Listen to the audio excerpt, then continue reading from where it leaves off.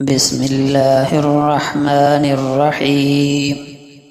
حضرت ابو ہریرہ رضی اللہ عنہ سے روایت ہے کہ 3 چیزیں ایمان کے اعلیٰ درجے کے کاموں میں سے ہیں۔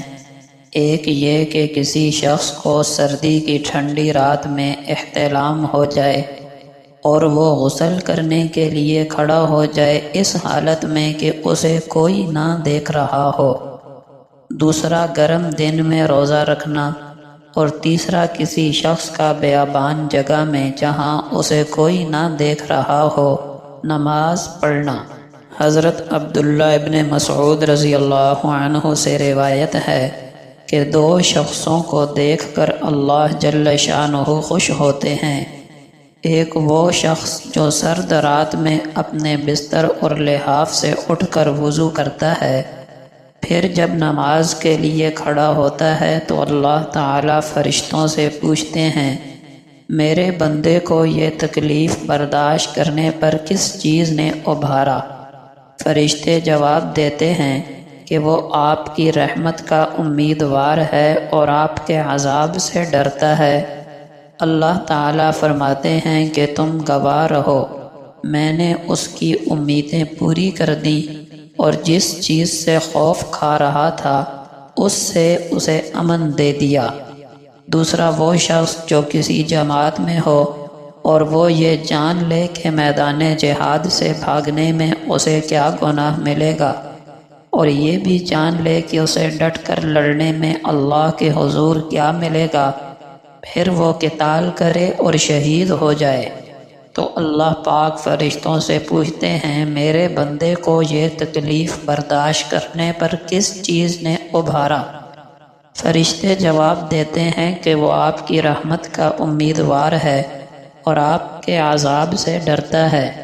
اللہ تعالیٰ فرماتے ہیں کہ تم لوگ گواہ رہو، میں نے اس کی امیدیں پوری کر دی اور جس چیز سے خوف کھا رہا ہے اس سے اسے امن دے دیا۔ حضرت ابو امامہ رضی اللہ عنہ سے روایت ہے کہ نبی اکرم صلی اللہ علیہ وسلم نے فرمایا، تمہیں چاہیے کہ رات کا قیام بطور خاص تہجد ادا کرو، اس لیے کہ تم سے پہلے نیک بندوں کی عادت بھی یہی تھی۔ یہ تمہارا اپنے رب سے قربت حاصل کرنے کا ذریعہ ہے۔ یہ عمل تمہاری برائیوں کو مٹانے والا اور تمہیں گناہوں سے بچانے والا ہے۔ سیدنا علی کرم اللہ وجہہ سے روایت ہے کہ نبی اکرم صلی اللہ علیہ وسلم نے فرمایا، جنت میں ایسے شفاف کمرے ہیں کہ جن کے اندر کی طرف سے باہر کا سب کچھ نظر آتا ہے اور باہر کی طرف سے اندر کا سب کچھ نظر آتا ہے۔ ایک دیہاتی کھڑا ہوا اور عرض کی، یا رسول اللہ، یہ کن کے لیے ہیں؟ آپ صلی اللہ علیہ وسلم نے فرمایا، یہ اللہ نے ان لوگوں کے لیے تیار فرمائے ہیں جو نرم انداز میں گفتگو کرتے ہیں، غریبوں کو کھانا کھلاتے ہیں، اکثر روزے رکھتے ہیں اور راتوں کو اٹھ کر تہجد پڑھتے ہیں جب کہ لوگ سو رہے ہوتے ہیں۔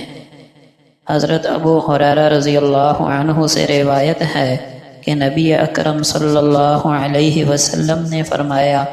اللہ تعالیٰ اس شخص پر رحم کرتا ہے جو رات کو اٹھتا ہے اور تہجد کی نماز پڑھتا ہے اور اپنی بیوی کو بھی جگاتا ہے اور وہ بھی نماز پڑھتی ہے، اور اگر وہ انکار کرے تو وہ اس کے چہرے پر پانی کے چھینٹے مارتا ہے، اور اللہ اس خاتون پر بھی نظر کرم فرماتا ہے جو رات کو اٹھ کر تہجد پڑھتی ہے اور اپنے خاوند کو بھی تہجد کے لیے جگاتی ہے، اور اگر وہ انکار کرے تو وہ عورت اپنے خاوند کے چہرے پر پانی سے چھینٹے مارتی ہے۔ حضرت ابو ہریرہ رضی اللہ عنہ سے روایت ہے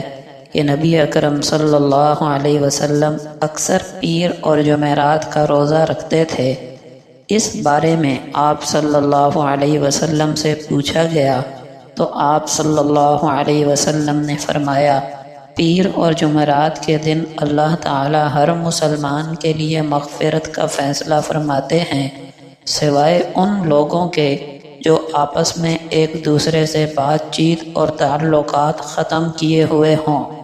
ان کے بارے میں اللہ تعالیٰ فرماتے ہیں کہ انہیں ابھی رہنے دو یہاں تک کہ یہ آپس میں صلح کر لیں۔ حضرت اسامہ بن زید رضی اللہ عنہ کے آزاد کردہ غلام کہتے ہیں کہ وہ اسامہ بن زید رضی اللہ عنہ کے ہمراہ وادی قرا میں اپنے مال کی تلاش میں گئے۔ حضرت اسامہ رضی اللہ عنہ پیر اور جمعرات کے دن کا روزہ رکھا کرتے تھے۔ راوی کہتے ہیں کہ میں نے حضرت اسامہ سے اس بارے میں سوال کیا کہ آپ بوڑھے آدمی ہیں، آخر کیا وجہ ہے کہ آپ ہر پیر اور جمعرات کو روزہ رکھتے ہیں؟ انہوں نے فرمایا کہ اللہ کے رسول صلی اللہ علیہ وسلم بھی پیر اور جمعرات کا روزہ رکھا کرتے تھے۔ آپ صلی اللہ علیہ وسلم سے اس عمل کے بارے میں پوچھا گیا تو آپ نے فرمایا لوگوں کے اعمال پیر اور جمعرات کو پیش کیے جاتے ہیں۔ حضرت انس بن مالک رضی اللہ عنہ سے مروی ہے کہ انہوں نے نبی اکرم صلی اللہ علیہ وسلم کو فرماتے ہوئے سنا، جو شخص بدھ، جمعرات اور جمعے کا روزہ رکھے گا، اللہ تعالیٰ اس شخص کے لیے جنت میں ایک محل بنائیں گے جو موتیوں، یاقوت اور زبرجد سے مزین ہوگا، اور مزید ایسے شخص کو اللہ تعالیٰ جہنم کی آگ سے بری فرما دیتے ہیں۔ حضرت ابو ذر غفاری رضی اللہ عنہ سے روایت ہے کہ نبی اکرم صلی اللہ علیہ وسلم نے فرمایا جو شخص ہر ماہ 3 روزے رکھے تو اس کا یہ عمل پورے سال کے روزے کے برابر ہے، اس لیے کہ اللہ تعالیٰ نے اس بات کی تصدیق اپنی کتاب میں اس طرح فرمائی ہے، جو ایک نیکی لے کر اللہ کی بارگاہ میں حاضر ہوگا، اللہ اس کی مثل 10 عطا فرمائے گا، تو ایک دن 10 دنوں کے برابر ہوا۔ اس حساب سے مہینے میں 3 دن کے روزے پورے 30 دنوں کے روزے بنتے ہیں۔